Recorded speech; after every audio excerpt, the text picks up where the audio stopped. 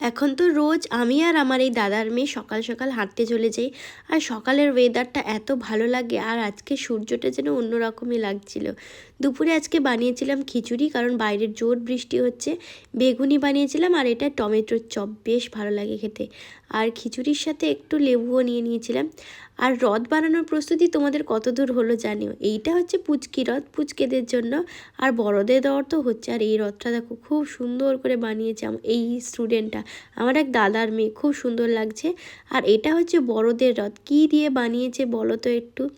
এটা যদিও আমার কোনো এখানে কন্ট্রিবিউশন নেই, ওরা নিজেরাই সব করছে, শুধু আমি চাঁদাটুকুই দেবো, এইটুকুই।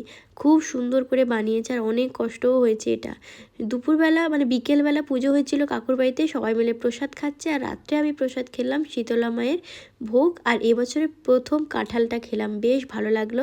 কয়েকদিন ধরে শরীরটা খুব খারাপ যাচ্ছে, ভিডিও আসছে।